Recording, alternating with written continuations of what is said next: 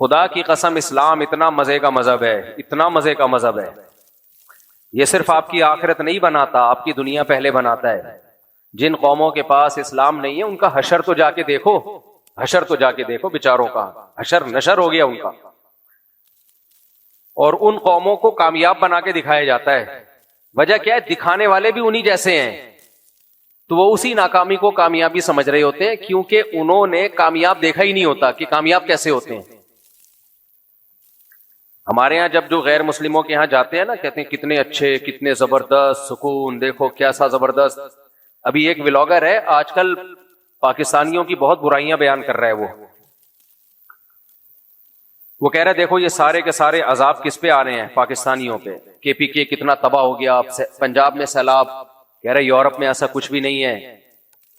تو وہ ثابت کرنا چاہ رہا ہے کہ اللہ یورپین سے خوش ہے، پاکستانیوں سے خوش نہیں ہے۔ سمجھ میں آ رہی ہے بات؟ وہ ثابت یہ کرنا چاہ رہا ہے کہ وہ اچھے لوگ ہیں، ہم سے کوئی جرم ہو رہا ہے جس کی وجہ سے ہم پہ یہ آفتیں آ رہی ہیں۔ جرم تو ہو رہا ہے، مانتے ہیں، سب سے بڑا جرم یہ ہو رہا ہے ڈیم کیوں نہیں بنائے، سب سے بڑا جرم یہ ہو رہا ہے کہ بارشیں اللہ کی رحمت ہیں، تو اللہ تو پانی ہمیں بے تحاشا دے رہا ہے، اتنا ان کو نہیں دیتا جتنا ہمیں دے رہا ہے۔ اللہ کو پتا ہے یہاں آبادی بہت ہے، فیملی پلاننگ والے صبح و شام چیختے ہیں بچے زیادہ ہو رہے ہیں، کھاؤ گے کہاں سے؟ تو اللہ کہتے ہیں جہاں آبادی زیادہ ہے وہاں وسائل بھی زیادہ پیدا کر رہا ہوں۔ تو اب ہم نے اس پانی کو روکنے کا کوئی سیٹ اپ ہی نہیں بنایا ہوا۔ اتنے آسان سیٹ اپ ہے نا اس پانی کو روکنے کے کہ ہم کئی دہائیوں تک پانی پیتے رہیں اور کبھی کمی نہ ہو، اور صاف واٹر پانی ملے ہمیں، کنووں کی شکل میں محفوظ کیا جا سکتا ہے، تو زمین میں پانی سیف کیا جا سکتا ہے۔ لاہور میں ایسے کنویں آ رہے ہیں، لوگ دکھا رہے ہیں کہ دیکھو ہم نے اتنا پانی اس میں جمع کیا، سارا زمین میں چلا گیا، دوسرے کنویں سے نکل رہا ہے وہ، اور ڈیم بنا کے سیف کیا جا سکتا ہے۔ گاؤں دیہاتوں میں تو ہم نے دیکھا ہے بارشیں برستی ہیں، گھر بڑے بڑے ہوتے ہیں، ان کی شیٹوں پہ انہوں نے کرو میں شیٹیں ہوتی ہیں، ساتھ میں پائپ لگائے ہوئے ہوتے ہیں، سارا پانی گر کے پائپوں سے آ کے ٹینک میں جمع ہو رہا ہوتا ہے۔ وہ کہتے ہیں اسی پہ بارش ایسی بڑی نعمت ہے کہ لوگوں کی فصلوں کے جو برساتی علاقے ہیں وہاں فصلوں کو ایک گھونٹ پانی نہیں پلانا پڑتا، ان کو بارشوں پہ پوری ان کی اکانومی کھڑی ہوتی ہے۔ خیر اس نے کمپیئر کیا کہ دیکھو یہ مسلمان ہیں اور یہ یورپین ہیں، یہاں کا حال دیکھو، مسلمانوں کا حال دیکھو، تو مسلمان احساس کمتری میں جاتے ہیں نیچے نا۔ واقعی یار اس سے یہ کیا کرتے ہیں؟ یہ لوگوں کو مرتد بناتے ہیں، مذہب سے ہٹاتے ہیں۔ اس طرح کے جو ولاگرز ہیں، غیر مسلم ہے وہ، میں بتاؤں گا نہیں کس مذہب سے اس کا تعلق ہے، اور اس کی پوری کوشش ہے کہ پاکستان میں نا مذہبی فسادات شروع ہو جائیں۔ دیکھو مذہبی فسادات شروع کرانے کا طریقہ کیا ہوتا ہے؟ فار ایگزامپل اگر آپ ہندو ہیں نا اور آپ چاہتے ہو کہ پاکستان میں مذہبی فسادات ہوں، تو آپ مظلوم بن کے دنیا کے سامنے آنا شروع ہو جاؤ، دیکھو مسلمان ہمارے ساتھ یہ کر رہے ہیں، دیکھو مسلمان ہمارے ساتھ یہ کر رہے ہیں۔ تو ہندو برادری جو ہے اس کے دل میں بلا وجہ کے شکوک و شبہات، حالانکہ وہ مندروں میں آرام سے جا رہے ہیں، وہ کھا رہے ہیں پی رہے ہیں، لیکن وہ بلا وجہ مظلومیت، اور پھر نتیجہ کیا نکلتا ہے؟ پھر مسلمان ادھر سے جواب دینا شروع کرتے ہیں کہ تم تو ایسے ہو، تم تو ایسے ہو۔ ہوتا یہ ہے کہ وہ ہندوؤں کی مظلومیت کی وجہ سے، ایسا نہیں ہے کہ ہندوؤں کو انصاف دلانا، این جی او سے پیسے لے کے وہ کام کر رہے ہوتے ہیں تاکہ ہندو مسلم فسادات شروع ہو جائیں۔ یہ ہوتا ہے دنیا میں۔ بعض عیسائی اب بلاگر بن کے یہ کام شروع کر دیا ہے۔ آپ مجھے بتاؤ پاکستان میں ہم جب سے پیدا ہوئے ہیں کبھی آپ نے مسلم عیسائی فسادات دیکھے؟ آپ لوگ بتاؤ مجھے، یہ میرا کلپ بنا کے چلا دینا، کیونکہ ایک بلاگر ہے وہ چاہ رہے کہ فسادات ہوں مسلمانوں میں اور مسیحیوں میں، کرسچینٹی میں اور مسلمانوں میں کیا ہوں؟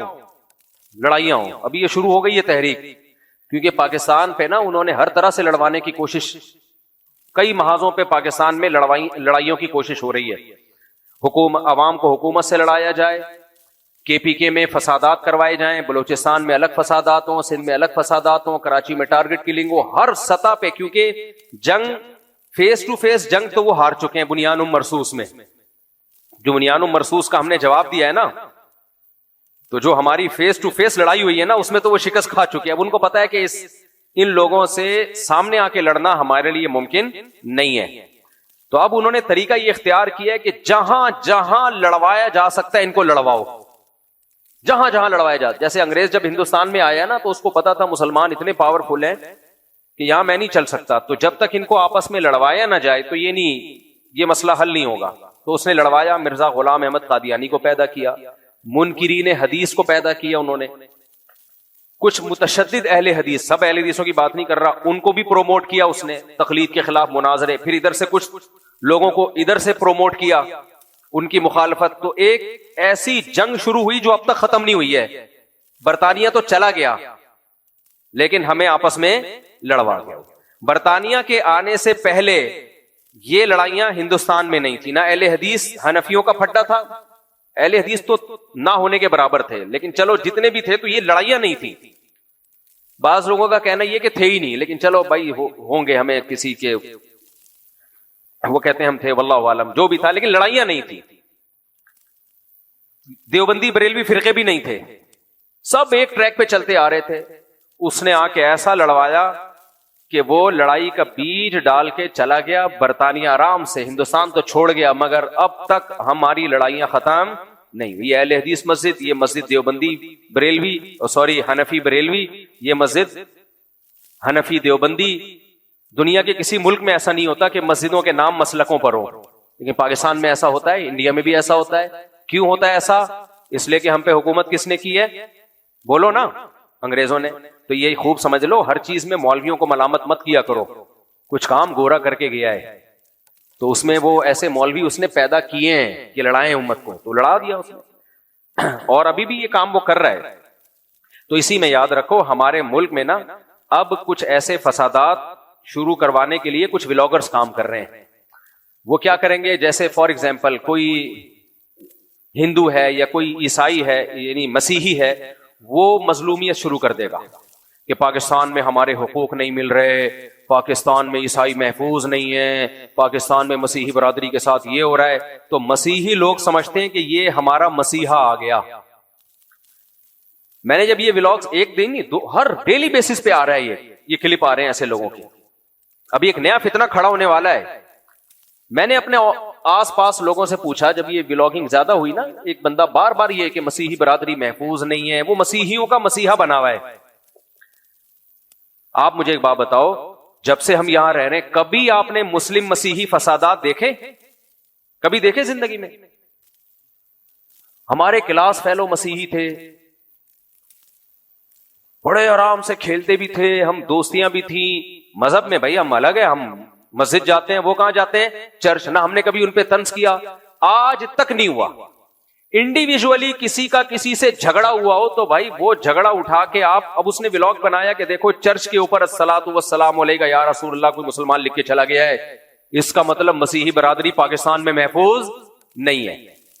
ارے چرچ پہ جس نے لکھا ہے تو اس لکھے ہوئے کو پکڑو, اس کے خلاف کیس کرو, تھانے میں جاؤ. یہ کیا آپ نے ولاگ بنا کے پوری امت میں آگ لگا دی؟ خوب سمجھ لو, ایسے لوگ باہر سے پیسے لے کے ملک میں فسادات کروا رہے ہوتے ہیں. اور مسیحی برادری کو بھی میں کہتا ہوں, یہ لوگ تمہارے خیر خواہ نہیں ہیں, یہ تمہیں مسلمانوں سے لڑائیں گے, اور یہ خود باہر بیٹھے ہوئے ہوتے ہیں, اندر نہیں ہوتے. وہاں سے ان کو پیسہ ملتا ہی اسی بیس پہ ہے کہ اپنے آپ کو مظلوم ثابت کرو تاکہ لڑائیاں شروع ہوں. اور ہوگا یہ کہ ابھی ٹک ٹاک پہ لڑائی شروع ہوگی. پہلے تو ٹک ٹاک پہ ایسے ولاگنگ آئے گی, نیچے مسلمانوں نے برا بلا کہا ہوا ہوگا, پھر مسیحی لوگ مشتعل ہو کے وہ برا بلا کہیں گے.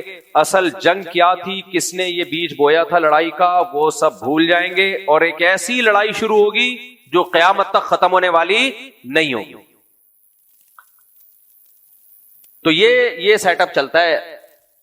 سمجھ رہے ہو کہ نہیں سمجھ رہی بات؟ میں نے پتہ نہیں یہاں کہاں سے آگے, میں بیان کچھ اور کر رہا تھا, یہ لڑائی کی بات کہاں سے آگے, آپ کیوں بٹھائے میں؟ ہاں, اصل بات یہ چل رہی تھی. تو وہ اس پہ ولاگ بنا رہا تھا کہ دیکھو یورپ میں یہ ہو رہا ہے, یہاں عیسائی لوگ رہتے ہیں تو کوئی ایسا سیلاب نہیں ہے, کوئی ایسا زلزلہ نہیں ہے, اور KPK میں دیکھو, پنجاب میں دیکھو, سیلاب سے تباہ کاریاں اور یہ اور وہ, اور اس کا مطلب کس کے ساتھ ہے خدا؟ ان کے ساتھ. تو خوب سمجھ لو, یہ تو قدرتی حادثے ہیں. سیلاب کہیں بھی آ سکتا ہے, زلزلہ کہیں بھی آ سکتا ہے. باہر ملکوں میں بھی بہت آتے ہیں, زلزلے آتے ہیں. جاپان میں نہیں آتے ہر 4 دن کے بعد زلزلہ آیا ہوا ہوتا ہے, ساری دنیا میں ہوتا ہے. ان کے حکمرانوں نے پہلے سے انتظام کیا ہوا ہوتا ہے, ڈیم بنائے ہوئے ہوتے ہیں, آفتوں سے بچنے کے لیے سیلابی ریلے. کینیڈا میں نے پورا سسٹم دیکھا, میں حیران ہوں. انہوں نے دیکھا کہ 400 سال پہلے یا 300 سال پہلے جو سیلاب آیا تھا کتنا تھا, یعنی وہ کیلکولیشن کرتے ہیں کہ زیادہ سے زیادہ پانی کی سطح کہاں تک جا سکتی ہے, اس حساب سے پہلے سے پلاننگ کر کے پانی نکلنے کے راستے بنا دیتے ہیں وہ. تو جو قوم بھی پلاننگ کرتی ہے بھائی, دنیا دار الاسباب ہے, جو مصیبت سے بچنے کے اسباب اختیار کرے گا وہ بچے گا, جو اسباب اختیار نہیں کرے گا وہ کتنا ہی نیک پرہیزگار ہو وہ مرے گا. کیا خیال ہے؟ اب مجھے ایک بات بتاؤ, رات کو آپ چولہا بند کیے بغیر, بعض خواتین کیا کرتی ہیں, چولہے میں گیس آ رہی ہے تو چولہا جل رہا ہے, گیس چلی گئی اور بٹن آن ہے اسی طرح. بہت گھروں میں ایسے حادثے ہوئے, بٹن آن ہے. اب یہ خاتون نیک بھی ہیں, شرعی پردہ بھی کرتی ہیں, راتوں کو اٹھ کے تہجد بھی پڑھتی ہیں, اپنے شوہر کی اطاعت اور فرما برداری, یہ میں خوابوں کی باتیں کر رہا ہوں, آپ حقیقت سے دوستوں, شوہر کی اطاعت, ساس سسر کی بہت زیادہ خدمت وغیرہ وغیرہ. تو کتنی نیک خاتون ہیں, لیکن رات کو غفلت کیا کرتی ہے, دیکھ کے سوتی نہیں ہے کہ بھائی کراچی ہے, رات کو گیس جا سکتی ہے, بتائے بغیر جاتی ہے گیس. کتنے گھروں میں ایسا ہوا کہ نل کے کھولے ہوئے ہیں, پانی نہیں آ رہا تو نل کا کھولا ہی رہ گیا کہ یار پانی نہیں آ رہا, بند تو کرو, جب آئے گا تو ضائع ہوگا. یہ تو آئے دن گھروں میں یہ واقعات ہوتے ہیں. اتنا پانی ضائع ہوتا ہے, اتنا پانی ضائع ہوتا ہے. ایک صاحب ایک فلیٹ میں رہتے تھے, 5-6 مہینے کے لیے ٹریولنگ پہ گئے, نل کے کھول کے دیکھے تو پانی نہیں آ رہا تھا. تو اب یہ توفیق نہیں ہوئی کہ اس کو بند کر دو یار, پانی نہیں آ رہا. تو اب جب جانے لگے تو سب جگہ چیک کیا, پانی نہیں آ رہا, نکل لیے. 6 مہینے بعد آئے تو بیڑا غرق ہوا تھا گھر کا, اور فلیٹ والے جو تھے وہ بیچارے پریشان کہ یار ہم ٹینکی فل کرتے ہیں, پانی جاتا کہاں ہے. عاملوں کی چاندنی ہو جاتی ہے, لوگ سمجھتے ہیں جنات کا اس گھر میں اثر ہے. کتنی بڑی غفلت. تو اب خواتین کیا کر, کوئی خاتون ہو بہت نیک پرہیزگار, تہجد گزار, شوہر کی اطاعت فرما بردار, ساس سسر کی خدمت کرنے والی, بچوں کو محبت سے پالنے والی, بات بات پہ چمیٹے, تو بات بات پہ بچوں کو چمیٹے نہ لگانے والی, سمجھ رہے, بات بات پہ. بعض خواتین جو میرا بیان نہیں سن رہی, بچوں کے ساتھ بھی بہت ظلم کرتی ہیں ماں ہونے کے ناطے, کہ میں ماں ہوں. بھائی تم ماں کا مطلب یہ تھوڑی ہے کہ جب چاہو منہ پر چپیٹ لو, گھوم جاتا ہے پورا بیچارہ. اپنا غصہ شوہر پہ آ رہا ہے, نکالا کس پہ جا رہا ہے, بچوں پہ. اس کے ہاتھ سے گلاس ٹوٹ گیا تو اس کو ایسے تانے مل رہے ہیں, چھوڑو چھوٹا بچہ ہے, گلاس ٹوٹ گیا کیا ہو گیا بھائی, وہ ٹھوکر لگی گر گیا تو ایک تو وہ گرا ہے, اوپر سے پیچھے سے ایک ٹماٹر آئے گا, اندھا ہے دیکھ کے نہیں چلتا. عورت اپنے ہاتھوں اپنے بچوں کے, اپنی زبان سے اپنے بچوں کے اخلاق کو خراب کرتی ہے. بیٹیوں کے اخلاق کو بھی بعض خواتین, میں بار بار کہہ رہا ہوں ان خواتین کی بات کر رہا ہوں جو بیان نہیں سن رہی, کیونکہ بہت زیادہ نیگیٹو کمنٹس آتے ہیں کہ یہ ہمارے ہی پیچھے پڑا رہتا ہے, عورتوں کے خلاف ہے یہ آدمی. تو بھائی جو بات ہوگی وہ تو بتائی جائے گی نا, مکھن لگانے کے لیے تھوڑی بیٹھا ہوں میں یہاں پہ. جب تربیت کرنی ہے تو جو چیز سوسائٹی میں بری ہوگی اس کو برا کہا جائے گا, چاہے مرد میں ہو چاہے عورت میں ہو. عورت کے لیے جائز نہیں ہے کہ اپنے بچے کو بلا وجہ ٹارچر کرتی رہے. خاص طور پہ بیٹیاں بہت ظلم کا شکار ہوتی ہیں, ماؤں کا بہت ٹارچر کرتی ہیں. جب بچی تھوڑی سمجھدار ہو جائے نا تو وہ تو بیچاری غلطیاں کرتی ہے, معصوم ہو تو مائیں ہو تو ڈانٹتی رہتی ہیں, تانے دیتی رہتی ہیں. ایک سائیکولوجسٹ نے بتایا کہ بہت ساری بچیاں جو پاگل ہوئی ہیں نا, سب بچیاں نہیں بھائی, ماں سے بہتر کوئی رشتہ نہیں ہوتا, لیکن بہت ساری بچیاں جو دماغی مریض بنی ہیں, ان کی ہسٹری میں جب گئے چیک کیا تو ان کی ماؤں کا ہاتھ تھا اس میں. کیا مطلب؟ ایسا نہیں ہے ماں کو ان سے نفرت تھی, ماں کو تربیت کرنی نہیں آتی. وہ سمجھتی ہے ہر وقت ڈانٹ ٹپٹ اور تانے کوسنے دینے سے بچے کی تربیت اچھی ہو جاتی ہے, حالانکہ اچھی نہیں ہوتی, بچہ بد اخلاق ہو جاتا ہے. پھر بیٹیاں ماؤں کے سامنے زبان چلانا سیکھ جاتی ہیں.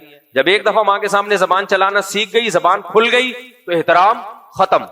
پھر مائیں اور ڈپریشن میں جاتی ہیں, پھر اور تانے دیتی ہیں, پھر وہ اور ڈپریشن میں جاتی ہیں, پھر وہ اور تانے دیتی ہیں. میں نے ایسے ایسے گھروں میں فسادات دیکھے ہیں کہ بچیوں کو ماؤں کے سامنے زبان چلاتے ہوئے کہ آدمی کانوں کو ہاتھ لگا لیتا ہے.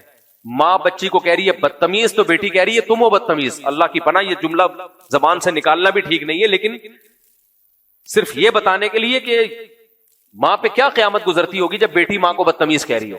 تو یہ ایک دم سے نہیں ہو جاتا, اتنا ٹارچر، اتنا، یا تو تربیت ہی نہیں کی ہوتی، بے لگام چھوڑ دیا گیا ہوتا ہے، یا تربیت میں اس کو ایسا کہ تانے ہر وقت کے تانے، ہر وقت بے وقت نصیحتیں، ہر وقت بدتمیزیاں، یہ اس سے بچے بگڑتے ہیں. تمیز، پہلے آپ خود تمیزدار بن جاؤ بھائی، تمیزدار بن جاؤ تو بچے وہی چیز سیکھیں گے جو آپ. برے ماحول سے بچاؤ اس کو اور گھر میں تمیز کا ماحول پیدا کر دو، بچے کیا پیدا ہوں گے؟ پیدا ہوتے ہی آداب. وہ میں نے بتایا تھا نا، کیا کرے واسطہ. وہ ایک کیپسول کھلا دی ایک پریگننٹ خاتون کو نا، ڈاکٹروں نے دوا ایجاد کی کہ وہ جب دوا کھلائی جائے گی نا تو بچہ پیدا ہوگا تمیزدار. تو سائنسدانوں نے تجربہ کیا ایک خاتون کو. یہ مجھے سنایا کس نے؟ میں جامعہ الرشید میں بچوں کو پڑھاتا تھا، چھوٹے بچوں کو. ایک استاذ تھے، وہ میرے سامنے بیٹھے ہوتے تھے، وہی سیکشن بچوں کا، یعنی 20 سیکشن سمجھ لو، وہی کلاس ہے، وہی کتاب ہے، اور وہ ہر وقت مرغا بنا کے رکھتے تھے. اب تو بہت سخت پابندی ہے، ہر طرح کے مدرسوں میں بہت کیمرے لگ گئے نا. تو میں دیکھتا تھا یار وہ اتنی سختی سے پڑھاتے ہیں، اور کہتے تھے سختی کے بغیر بچے پڑھتے نہیں. اچھا میں پڑھاتا تھا، ان کو ہنسی مذاق میں پڑھ لیتے تھے، نمبر اچھے آتے تھے ان کے. تو مجھے تو تجربہ ہوا بچوں کو پڑھا کے کہ سختی کے بغیر بھی بچے بڑے آرام سے پڑھ سکتے ہیں. یہ آپ کی اپنی بد اخلاقی ہوتی ہے، خود آپ بدتمیز ہوتے ہو، آپ سمجھتے ہو کہ بدتمیزی کے بغیر کوئی کام ہو نہیں سکتا، تو بہت سارے کام بڑے تمیز سے ہو جاتے ہیں. آپ تمیزدار ہو. اگر ہاں کبھی کبھار تھوڑی بہت سختی کی نوبت آتی ہے، وہ تو ٹھیک ہے، ضروری ہے. تو وہ میں نے جو ہے نا، ایک دن میں نے بچوں سے کہا چلو یار میں تو تم لوگ کو ہنساتا ہوں، آج تمہارے پاس کوئی لطیفہ ہے تو سناؤ. یہ پڑھائی بھی ہو رہی ہے اور لطیفے بازی بھی ہو رہی ہے. بچے ایسے ہی پڑھتے ہیں. اب ہمارے یہاں کیسے پڑھایا جاتا ہے چھوٹے بچوں کو؟ ایسے قاری صاحب نا یوں کر کے بیٹھو چنگیز. اور اسکول ٹیچر بھی ایسے ہی ہیں. ابے ایسے بچہ تھوڑی پڑھے گا یار. تو میری کلاس میں بچے انتظار کرتے تھے کہ پڑھانے کے لیے آؤں میں. تو میں نے بچوں سے کہا تم کوئی لطیفہ سناؤ. ایک بچے نے ایسا لطیفہ سنایا بھائی، یہ اس بچے کا لطیفہ ہے جو میں ابھی آپ کو سنا رہا ہوں. کہتے ہیں استاد جی مجھے اس وقت اندازہ ہوا کہ بچے کتنے ہوشیار ہیں. حالانکہ چھوٹے چھوٹے بچے تھے. چھوٹے بچے کو تو پریگننسی کا نہیں پتا ہوتا، ان کو تو ماؤں نے سکھایا ہوا ہوتا ہے پری دے کے چلی گئی تھی، اور اس طرح کی باتیں کر رہے ہوتے ہیں بچے. آج کل کے بچے آپ دیکھو. تو ایک چھوٹا سا بچہ تھا، اعدادی اول ہوتا ہے نا، اس کے بچے نے کہا استاد جی ایک سائنسدانوں نے نا کیپسول ایجاد کیا کہ کسی ماں کو کھلایا جائے گا تو بچہ کیسا پیدا ہوگا؟ تمیزدار. پہلے تو میں حیران ہوا، یہ کتنا بدتمیز بچہ پیدا ہوا ہے یار. اس کو بھی سے پتا ہے کہ پریگننسی کیا ہوتی ہے. خیر میں نے کہا پتا ہے تو بتا بھائی. کہتا ہے تو بچہ جیسے ہی وہ ایک کیپسول کھلایا، بچہ پیدا ہوا، پیدا ہوتے ہی آداب. اور وہ ایسا اسٹائل مار رہا تھا نا، وہ چھوٹا بچہ ایسے ایسے گردن ہلا رہا تھا، یہ خاص اسٹائل سے گردن ہلا رہا تھا. کہہ رہے آداب آداب. تو میں نے کہا یار پھر کیا ہوا؟ کہہ رہے ہیں استاد جی پھر انہوں نے سوچا کہ یہ تو بڑا زبردست کامیاب تجربہ ہوا. ایک خاتون کو اکٹھے 8-10 کیپسول کھلا دیے. جب ایک کیپسول سے اتنا تمیزدار پیدا ہو رہا ہے تو 10 کیپسول کا کیا نتیجہ نکلے گا؟ 8-10 کیپسول کھلائے، بچہ پیدا ہی نہیں ہو رہا. 1 مہینہ اوپر ہو گیا، بچہ نہیں پیدا ہو رہا. الٹرا ساؤنڈ کیا، پتا چلا 2 بچے ہیں. ہر ایک دوسرے سے کہہ رہے پہلے آپ. وہ کہہ رہے ہیں اچھا اس نے ایسی باڈی لینگویج تھی نا اس بچے کی. کہہ رہے نہیں پہلے آپ. وہ کہہ رہے نہیں پہلے. ایسی باڈی لینگویج بنائی اس نے. وہ کہہ رہے پہلے آپ. کہہ رہے 1 مہینہ ہو گیا اسی تمیز میں مارکیٹ میں آئے نہیں. ارے بھائی تو یہ پھر وہی موضوع چینج ہوتا ہے میرا. ہاں بات یہ چل رہی تھی، دائیں بائیں ہم جاتے رہتے ہیں. آپ لوگ بھی تو بچے ہی ہیں نا. سے گپ شپ والے ماحول میں بیان ہو جائے تو اچھا ہے نا. کیا خیال ہے؟ ٹاپک سے ہم ہٹ جاتے ہیں تو کوئی اتنی ٹینشن نہیں لینا. ٹینشن سے بری دنیا میں کوئی چیز نہیں ہے. تو میں یہ عرض کر رہا تھا کہ ہاں چولہا، وہ مائیں کوئی تھوڑی سی مثال دے رہا تھا کہ کتنی نیک شریف ماں ہو، شریف شرفا عورت ہو، بچوں کو بات بات پہ چماٹے بھی نہیں لگاتی ہو، شوہر کی اطاعت بھی کرتی ہو، ساس سسر کی بھی خدمت کرتی ہو، اور تہجد بھی پڑھتی ہو، اور شوہر کی آمدن میں حد سے زیادہ خرچ بھی نہ کرتی ہو، اس کی جیب دیکھ کے خرچ کرتی ہو، پینٹ سے غیر موجودگی میں پیسے بھی نہ نکالتی ہو، اور آپ کی آنکھ کھل جائے. یہی ہوگا آخر میں. یہ خواب دیکھ رہا تھا میں. خیر اتنی نیک شریف شرفا عورت جو اپنی بیٹیوں کو تانے کوسنے بھی نہ دیتی ہو بات بات. تو تو ہے ہی ایسی کمبخت، تیرے اندھی ہے، نظر نہیں آتا، ہاتھ ٹوٹے ہوئے تیرے، زبان کاٹ دوں وغیرہ وغیرہ، ایسے بھی نہ کرتی ہو، بلکہ بیٹی سے ایسے بات کرتی ہو، بیٹی ماشاءاللہ تم بہت اچھی ہو، تم نے تھوڑا سا روٹی پکانے میں بے احتیاطی کی ہے بیٹا، تھوڑا سا خیال کر لیا کرو، تمہارے ابا کو ٹائم پہ کھانا نہیں ملتا تو ان کو تکلیف ہوتی ہے، تو بیٹا بنا لو، اس طرح سے بات کرتی ہو، ٹھیک ہے نا؟ تو ایسی نیک جو جنتی ہونے کی ساری علامتیں پائی جاتی ہیں اس میں، ساری علامتیں، لیکن اس کے اندر ایک فالٹ ہے کہ غفلت اتنی ہے کہ کوائل جلائی مچھر والی، اس کو سمجھایا جاتا ہے بھائی کم سے کم بستر سے 2 میٹر دور رکھو، بعض اوقات سوتے ہوئے لحاف کھسک کے ادھر چلا جاتا ہے، اس میں آگ لگنے کا چانس ہے۔ جب بائک پہ پیچھے بیٹھو اپنے ہسبینڈ کے ساتھ، کیونکہ تم نیک ہو، ہسبینڈ کے علاوہ کسی اور کے ساتھ تم بیٹھو گی نہیں، تو پورے برقعے کو، چادر کو اچھی طرح سمیٹو۔ اس میں اللہ پہ توکل، یہ توکل جائز نہیں ہے کہ اللہ بچانے والا ہے، جس دن موت آنی ہے وہ تو آئے گی ہی۔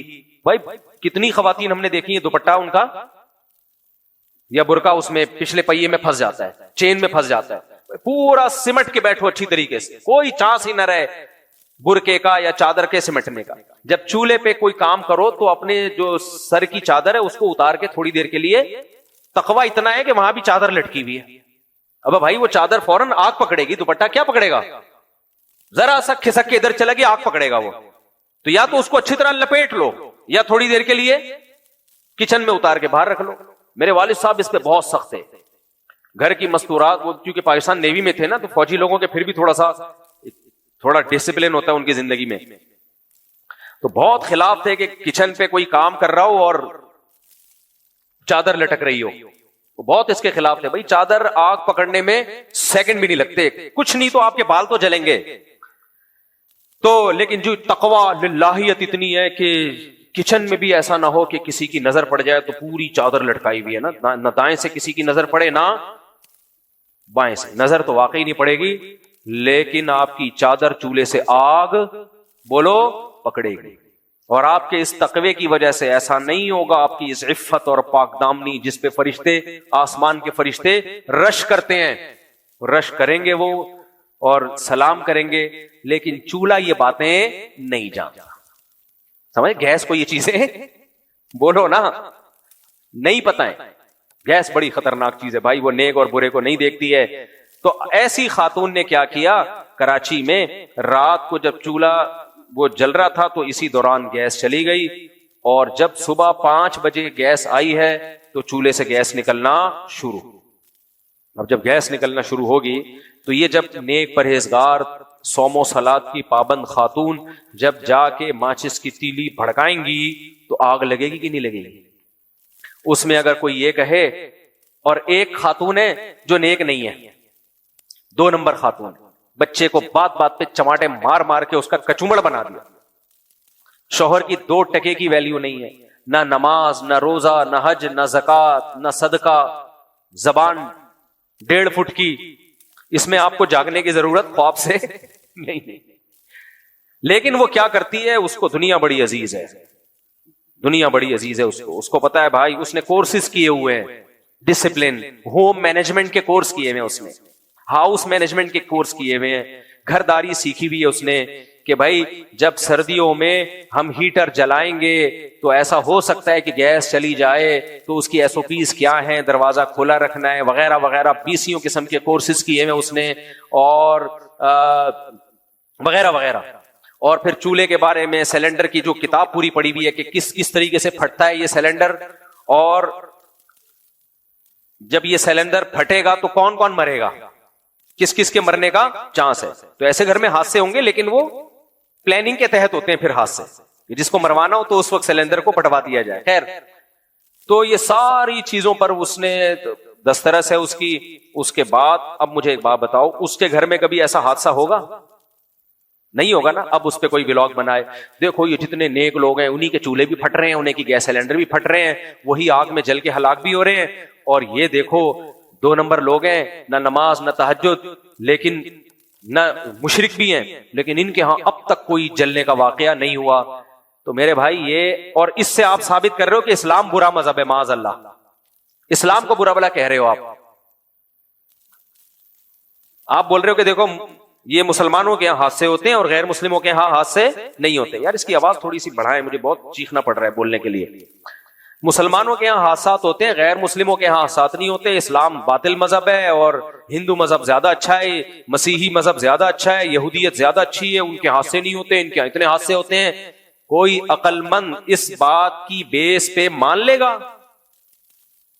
کہ اسلام اللہ کا پسندیدہ مذہب نہیں ہے اور غیر مسلموں سے اللہ کو زیادہ محبت ہے؟ مان لے گا کوئی عقل مند؟ کبھی بھی نہیں مانے گا. بھائی دنیا دار الاسباب ہے، جو مصیبت سے بچنے کے اسباب اختیار کرے گا وہ بچے گا، جو اسباب اختیار نہیں کرے گا وہ مرے گا، چاہے کتنا نیک ہو. پٹرول چھڑک کے کسی نمازی پہ آگ لگاتے وہ بھی مرے گا، سمجھ رہے ہیں؟ اور کسی کے بے نمازی کے پہلے سے پٹرول تھا اور آگ لگی ہوئی تھی، پانی ڈال دے تو وہ بھی بچے گا.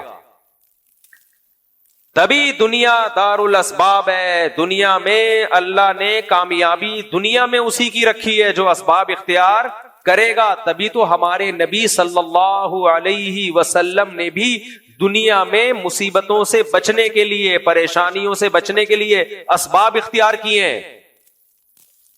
غزوہ خندق کی میں بار بار مثال دیتا ہوں. چاروں طرف سے اسلام دشمن قوتوں نے مدینہ پہ حملہ کرنے کا ارادہ کیا تو آپ نے اسباب نہیں اختیار کیے. خندقیں اتنی بڑی بڑی کھودی کہ جانور گھوڑے اس کو پار نہ کر سکے، اسباب اختیار کیے.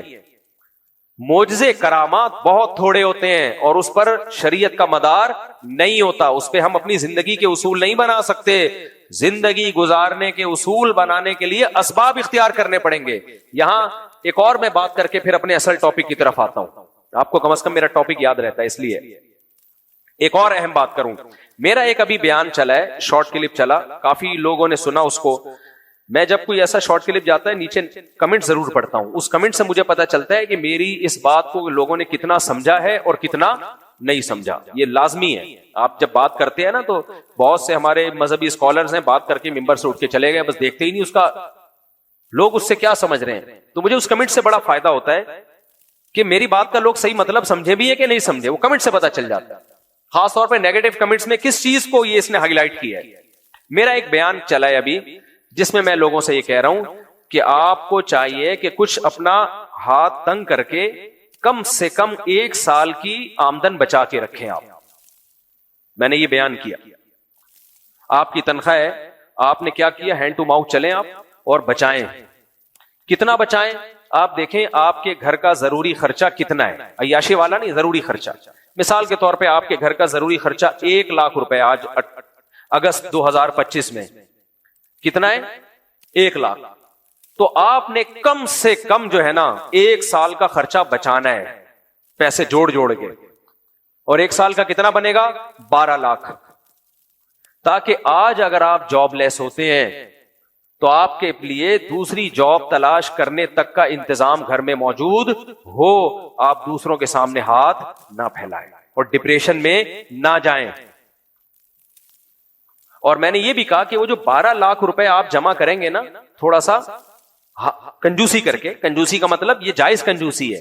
بیگم کو بھی بولے بیگم دیکھو جاب کبھی بھی جا سکتی ہے، ہم تو پورا اکثر میں نے جاب والے لوگوں کو دیکھا مہینے کے آخر میں پان گٹکے کے پیسے بھی نہیں ہوتے ان کے پاس اور کہہ رہے ہیں مہینے کا آخری چل رہا ہے، مہینے کا آخری چل رہا ہے. بھائی آخری چل رہا ہے تو کیا مطلب یہ آخری دنوں میں نہیں کھانا تو نے کیا؟ شروع سے تمیز سے لے کے چلتے 31 دن کا یا 30 دن کا مہینہ ہے تو اتنا خرچ کروں کہ 31 تک چلوں تو میں آرام سے. سخاوت کر دی شروع میں، اڑا دیے گولے گنڈے میں اور پیزے برگر میں اور اوٹ پٹانگ حرکتوں میں. اب مہینے کا آخر چل رہا ہے، جیب میں دھیلا ہی نہیں ہے. تو اس پہ پھر میں نے یہ سمجھایا تھا کہ دیکھو اتنا بچاؤ. بیگم کو بھی سمجھا دو بیگم یہ میرے تمہارے فائدے کے لیے. بیگم نہ مانے تو تھوڑا سختی بھی کرو اس کے اوپر، کیونکہ یہی بیگم کل آپ کو چھوڑ کے چلی جائے گی جب جیب میں پیسے نہیں ہوں گے. کتنے لوگ ہیں جاب لیس ہوئے کھانے پینے کو انہوں نے کچھ جمع ہی نہیں کر کے رکھا ہوا تھا، جاب لیس ہوئے کھانے پینے کو نہیں ہے، تو جس بیگم پہ خرچ کیا تھا نا وہی ٹاٹا کر کے چلی گئی، وہی ٹاٹا کر کے جا رہی ہے. اور وکیل تو بیٹھے ہوئے، چند وکیل اچھے بھی ہیں الحمدللہ. میجورٹی وکیلوں کی ایسی ہے جو خواتین کو خلا دلانے کے لیے بیٹھے ہوئے، کیونکہ ان کی آمدن اسی سے وہ خلا کا کیس فائل کریں گے، فیس ملے گی ان کو. تو وہ تو یوٹیوب پہ آپ دیکھ لو، ٹک ٹاک پہ کلپ بنا کے خواتین کو برگلا رہے ہیں بغاوت پہ کہ جس عورت کو اپنا شوہر پسند نہیں ہے ٹینشن لینے کی ضرورت نہیں ہے، ہم بیٹھے ہیں جمشید سے اس کی شادی کروائیں گے. صحیح ہے نا؟ تو وہ بیٹھے ہوئے تو خواتین آ جاتی ہیں بھائی ماشاءاللہ تو بہت مناسب فیس میں ہمیں اس شوہر سے جان چھوٹ رہی ہے. تو ایسے سانپ تو بیٹھے ہوئے, اژدہے بیٹھے ہوئے ہیں. تو اس لیے میں نے اس پہ یہ سمجھایا تھا کہ بھائی کم سے کم 1 سال, زیادہ نہیں, کیونکہ زیادہ کی پھر کوئی حد نہیں ہے, پھر تو زندگی کی عیاشیوں سے ہی اور زندگی کے راحتوں سے چلے جاؤ گے نا آپ. زیادہ کی تو کوئی انتہا نہیں ہے, زیادہ تو پھر جمع مالا وعددہ میں آتا ہے, ہر وقت مال جمع کر کے رکھنا اور کنجوسی, اپنے اوپر بھی خرچ نہ کرنا, دوسروں پہ بھی خرچ نہ کرنا, وہاں پھر توکل کیا جائے. تو کم سے کم کتنا جمع کرنا ہے؟ 1 سال. تو میں نے کہا اگر آپ کا گھر کا خرچہ ایک متوسط گھر کا 1 لاکھ میں آرام سے گزارا ہو جاتا ہے, تو آپ نے بچا بچا کے 12 لاکھ, اور وہ 12 لاکھ گولڈ کی شکل میں جمع کریں, کرنسی کی شکل میں جمع نہ کریں. ڈالر میں اس لیے نہیں کہ اللیگل ہے, اور گولڈ میں جمع کریں, اور گولڈ بھی وہ والا لیں جب چاہیں کیش کرا دیں اس کو, کسی کمپنی کا ہو, اور وہ لاکر میں ڈال دیں, بھول جائیں اس کو. یہ آڑے وقت کے لیے آپ نے رکھا ہوا ہے. خدا نخواستہ جاب گئی, جاب تلاش کروں گا, جب تک نہیں ملے گی کھانے پینے سے نہ جائیں بھائی, تو یہاں سے نکال کے بقدر ضرورت استعمال کر سکے ہم. تو اس پہ لوگوں نے کہا لو, کبھی کیا کہتا ہے, کبھی یہ مفتی کی سمجھ میں نہیں آتا, کبھی کہتا ہے ذاتی گھر بھی مت بناؤ, اللہ پہ توکل کرو, کبھی کہتا ہے جوڑ جوڑ کے 1 سال کا پیسہ جمع کرو, سمجھ میں نہیں آتا کبھی کیا کہتا ہے. اور کچھ لوگوں نے کہا لو, اللہ پہ توکل کہاں گیا, علماء کو تو چاہیے لوگوں کو اللہ پہ اعتماد. اور یہ کل کی بات ہے, کل کے کمنٹ سے میں نے اسکرین شاٹ بھی لیا ہوا ہے, اسکرین شاٹ کی. میں نے سوچا تھا وہ کمنٹس پڑھ کے سناؤں گا, لیکن میری بات پہ یقین کر لو یار, ٹائم لگے گا نا, کمنٹس پڑھ کے سناؤں گا میں. ایک نے کہا کہ کچھ لوگ ایک طرف کو, کچھ بالکل دوسری طرف. کچھ کہہ رہے ہیں لو, علماء کو تو چاہیے توکل سکھائیں, اور یہ لوگوں کو کہہ رہا ہے جمع کر کے رکھو, 1 سال کا جمع کر کے رکھو, اور اللہ سے ہونے کا یقین یہ پھر کیسے لوگوں کے دلوں میں آئے گا. اور کچھ کہہ رہے ہیں لو, ذاتی گھر کے بارے میں تو کا فکر نہیں کرو, اور جوڑو نہیں پیسے, سواری پہ بھی پیسہ خرچ کرو, خوراک پہ بھی پیسہ, کھاؤ پیو موج مستیاں کرو, کل کی فکر مت کرو. لو, کیسی باتیں کر رہا ہے. تو لوگ کچھ نے کہا نہیں, زبردست زبردست. ایک نے تو لکھا کاش مفتی صاحب یہ بیان میں پہلے سن لیتا تو آج روڈ نہ ناپ رہا ہوتا. کہہ رہے میرے ساتھ یہی ہوا ہے, میری تنخواہ تھی اچھی, کھاتا پیتا تھا, ساری اڑا دیتا تھا میں, ایک دن جاب لیس ہو گیا تو 0 پہ آ گیا میں. کہہ رہے ہر جگہ سے دھکے کھانے, کاش پہلے پتا ہوتا تو یہ دن نہ آتے. تو یہ بہت اہم بات ہے, اس کو خوب اچھی طرح سمجھو. توکل اتنی ہلکی چیز نہیں ہے جس کو سمجھ لینا اتنا آسان ہو. یہ پورا ایک ٹاپک ہے کہ کہاں توکل کرنا ہے اور کہاں توکل کرنا ہے, لیکن اس طریقے سے جس طرح شریعت نے بتایا ہے, جس کو ہم یوں بھی کہہ سکتے ہیں کہاں توکل نہیں کرنا. اصل میں تو توکل ہر جگہ ہی کرنا ہے, لیکن وہ دیکھنے میں ایسا لگتا ہے کہ توکل نہیں ہے. یہ بہت اہم ٹاپک ہے, یہ ہلکا, یہ تو اہل اللہ کی صحبت میں بیٹھ کے سمجھ میں آتا ہے کہ توکل کا موقع کیا ہے اور کون سا توکل ایسا جو بے موقع ہے. تو اس میں خوب اچھی طرح سمجھو. دیکھو نبی صلی اللہ علیہ وسلم کی صحیح حدیث ہے, اجملوا فی الطلب وتوکلوا علیہ. فرمایا کسی چیز کو طلب کرنے میں اعتدال سے کام لو, اور کس پہ توکل کرو؟ اللہ پہ. خدا کی قسم یہ حدیث سنہری حروف سے لکھنے کے قابل ہے, انگریز کے پاس یہ حدیث نہیں ہے, لہذا وہ کنفیوز ہے کتنا جمع کرنا ہے اور کیا نہیں کرنا. کنجوسی کسے کہتے ہیں, سخاوت کسے کہتے ہیں, اس کا انگریز کے پاس کوئی معیار نہیں ہے. ہمارے نبی نے زبردست, پہلی بات اجملوا فی الطلب کا مطلب طلب کرنی ہے. یعنی طلب کا کیا مطلب؟ آپ نے اسباب اختیار کرنے, طلب اسی کو کہتے ہیں نا, یعنی اسباب اختیار کرنے ہیں مصیبت سے بچنے کے. اسباب اختیار کیے بغیر اللہ پہ اعتماد اور توکل یہ اسلام میں جائز نہیں ہے. اسباب اختیار کرنے آپ نے, پہلا تو ہمیں یہ پتا چل گیا. اب مجھے وہ بتاؤ, جو آدمی مہینے کے کماتا ہے, کیا یہ دن رات ہم واقعات نہیں سنتے کہ جاب چلی گئی, کمپنی بیٹھ گئی, یہ ہو گیا. لوگ کہتے ہیں گورنمنٹ جاب میں کوئی نقصان نہیں ہوتا. کیوں نہیں ہو سکتا بھائی, اسٹیل مل پوری بند نہیں ہو گئی. ہمارے جو اسٹیل مل کے لوگ تھے پورے اسٹیل کے چمچ بھی نہیں چھوڑے انہوں نے, ایک چمچ تک نہیں چھوڑا انہوں نے. اسٹیل مل کو جب کھانا شروع کیا, وہاں جو لوگ بھی بڑے لیول پہ لوگ تھے تو کیسا کھائیں, جو کپ تھے نا کپ وہ بھی گھر لے گئے. تو پھر ان کی تنخواہیں رکی ہیں, میں نے تو روڈوں پہ گھومتا ہوئے دیکھا ان کو. آپ کے ساتھ بھی حادثہ ہو سکتا ہے, آپ جاب کے قابل ہی نہ رہیں, BCO قسم کے معاملات ہو سکتے ہیں. اس کی آواز میں نے کہا تھا تھوڑی سی بڑھا دیں. تو طلب کرنا ہے, مصیبت سے بچنے کے اسباب بولو اختیار کرنے ہیں. تو مصیبت میں یہ بھی ہے بھائی, یہ دن رات ہم سنتے ہیں جاب گئی روڈ پہ آ گئے, کیا آپ نے انتظام کیا ہوا ہے پہلے سے اس کے لیے؟ تو اگر آپ سرے سے انتظام کرنا ہی چھوڑ دیتے ہو اور پھر کہتے ہو اللہ کھلائے گا اللہ پلائے گا, یہ وہ توکل ہے جس کی شریعت نے آپ کو اجازت نہیں دی. یہ ایسا ہی ہے جیسے رات کو گیس کا چولہا آپ نے جلا چھوڑ دیا کہ صبح جب گیس آنے سے پہلے ہم اڑ جائیں گے, حالانکہ آنکھ نہیں کھلی. تو یہ وہ توکل ہے جس کی اللہ نے آپ کو اجازت نہیں دی. نبی صلی اللہ علیہ وسلم نے ارشاد فرمایا, رات کو چراغ گل کر کے سویا کرو, فَإِنَّ الْفُوَيْسِقَةَ تَضْرِمُ النَّارَ عَلَىٰ أَهْلِهَا, اس لیے کہ جو فاسق جانور ہے نا چوہا, وہ بعض دفعہ چراغ گرا کے آگ لگا دیتا ہے. حالانکہ ایسے واقعات بہت کم ہوتے ہیں. کتنا امکان ہے اس کا؟ بھائی چراغ دور رکھا ہوا ہے, اگر گر بھی جائے گا تو زمین میں گرے گا نا, آگ بجھ جائے گی. لیکن 1% چانس کو بھی برداشت نہیں کیا گیا. بھائی چوہا آئے گا, ہو سکتا ہے گھسیٹتا ہوا لے جائے اس کو, آپ کی چادر کے قریب کر دے اس کو.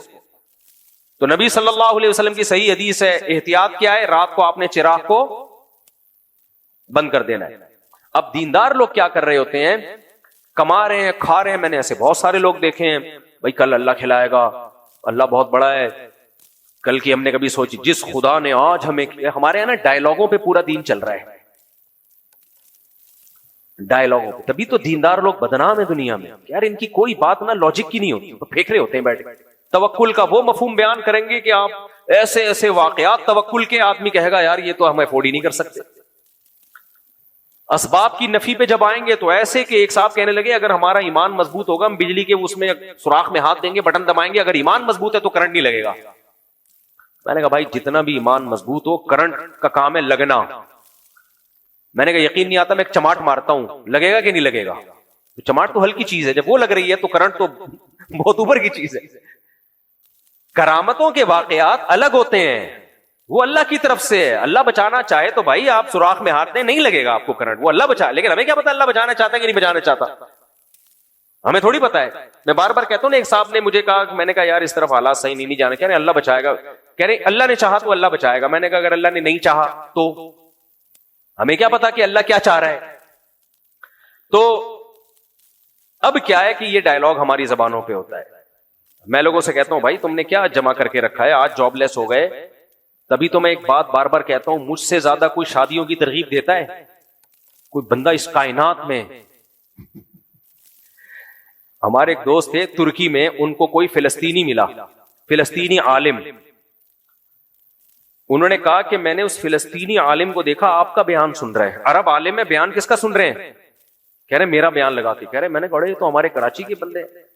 میں نے اس فلسطینی سے پوچھا, انگلش میں ان کی بات ہوئی, وہ انگلش میں جانتے تھے, یار یہ آپ ان کو کیوں سن رہے ہو, تو ہمارے علاقے کے ہیں. کہتے ہیں یار اجمیوں میں واحد مولوی ہے جو 4 شادیوں کی ترغیب دیتا ہے. اس نے کہا عرب میں تو لوگوں رواج ہے, اجمیوں میں رواج ہی نہیں ہے. کہہ رہے اجمیوں میں واحد آدمی ہے جو لوگوں کو زیادہ شادیوں کی ترغیب دیتا ہے, اس لیے میں دیکھ رہا ہوں کہ یہ تو بندہ عجائب گھر میں رکھنے کے قابل ہے. تو اس لیے کہتے ہیں مجھے سن رہے تھے وہ فلسطینی.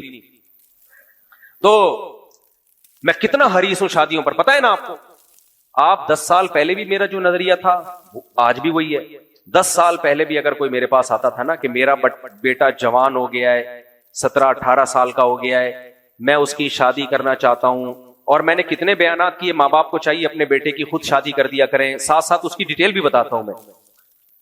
تو میں ان سے پوچھتا تھا کہ آپ کا بیٹا کرتا کیا ہے, کماتا ہے نہیں کماتا نہیں ہے, اچھا پڑھائی میں نمبر کتنے آتے ہیں, A+, A1 گریڈ سے پاس ہوتا ہے, نہیں ہوتا مت کرو. ٹھیک ہے,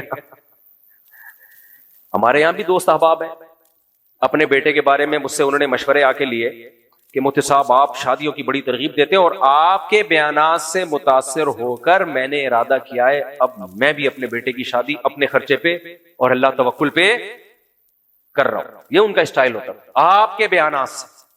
میں نے کہا میرے بیانات سے متاثر ہو کر خود دوسری کر لیتے, تیسری کر لیتے, بچوں کی بھی کراتے, لیکن ان شرائط کے ساتھ جو شرطیں میں بیان کرتا ہوں وہ شرطیں آپ نے سنی ہے.